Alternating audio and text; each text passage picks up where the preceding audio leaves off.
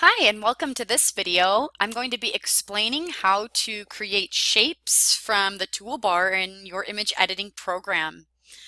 So first I'm going to start off with the pen tool and the free pen tool. They're over here on the left on the toolbar. You can click P to get to them, or click over here. They're under the T, the type tool. And the pen tool and the free pen tool we're not going to spend a lot of time with in a raster editing program. We'll spend a lot more time learning about the pen tool in a vector editing program. But for now, the pen tool allows you to create paths knot by knot. So these little anchor points, you'll click and you can create shapes with anchor points, and you can close out those shapes. As I make new shapes, I can click and hold down and create curves with them. So I can create custom shapes with my pen tool. The free pen tool allows you to make shapes out of paths as you just freehand and drag them along, and then it will fill in anchor points for you as you draw those. So that's pretty much all we're going to say about those shapes, the free pen and the pen tool. To draw specific shapes, you'll use these different shape tools. It starts with a rectangle, and the keyboard shortcut for these is U. So as you go through, you can just keep clicking U and it will take you to a new shape. So let's start off with our rectangular tool. A rectangle tool, I guess is what it is. Let's turn off these other shapes that I drew, or garbage them, or we'll just make a new layer and we'll work on that. I'm going to click here to make a new layer, and now I'm working on layer 1. Okay, so I'm going to draw a rectangle with my rectangle tool by clicking and holding down. I can make it any size that I choose, extra wide, extra tall. If I hold down Shift while I'm using the rectangle tool, I can make a perfect square. So I can let go, and the rectangle tool allows me to fill it with a color. So I can change the fill of my rectangle up here. I can change the different colors. I could maybe even use my paint bucket tool.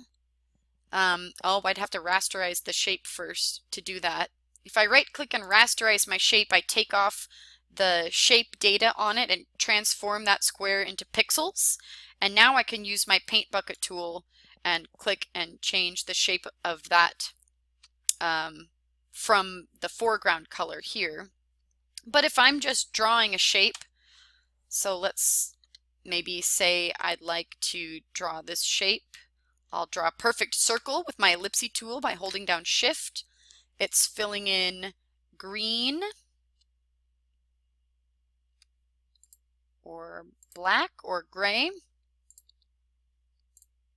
Looks good to me. I've got 2 ellipses now.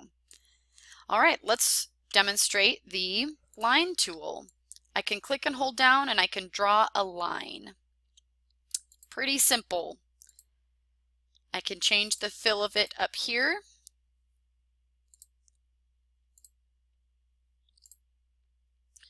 As I click, you saw me do this with the circle. I just clicked on the canvas. It said new line, and I'm like, okay. And then it draws a new line for me. And then I can use my move tool, which is the V shortcut. I can press V on my keyboard to use move tool and move that around. If I wanted to move around my other shapes, I could just go over to their layer in the layers palette, move those around. Let's say I want to change this gray circle to a different color that's not listed, in the other colors of the fill on the shapes. I can rasterize that shape, right click, rasterize, and then I can change that, click on my foreground color, select a new color, press OK, and then use my paint bucket by clicking on that. Press V to get to move tool and move that circle around. Okay, so let's see what some of these other shape tools do. let's go to the Parametric Shape tool. This tool, it can draw what are called exotic shapes. You can draw a polygon, you can draw a star. Here I'm drawing a hexagon. You can draw a spiral. So it does lots of different things. I can change the options up here on the top. I can polygon, I can draw a star with 5 sides. I can draw a star with 17 sides. I can adjust the inner radius of those sides when I draw it. Let's draw a spiral so you can see what that is. Ah, okay, so there's my spiral. I can draw an arrow. So lots of different shapes coming from the parametric shape with individual options for each shape. Now, something I do want to draw your attention to is just these other options that you can choose. You can change the ends of it, you know, the ends of this square end of the arrow to a more rounded end next time you draw it. And it's kind of hard to see because it's kind of zoomed out, but the end will be more round. You can play around with these different fills and just different options up here. And lastly, we have custom shape. Now here is a place where you can add a complex shape from a gallery of shapes that are within Photopea. So you can check out some of the custom shapes that are already loaded into Photopea and see if I can add that shape in.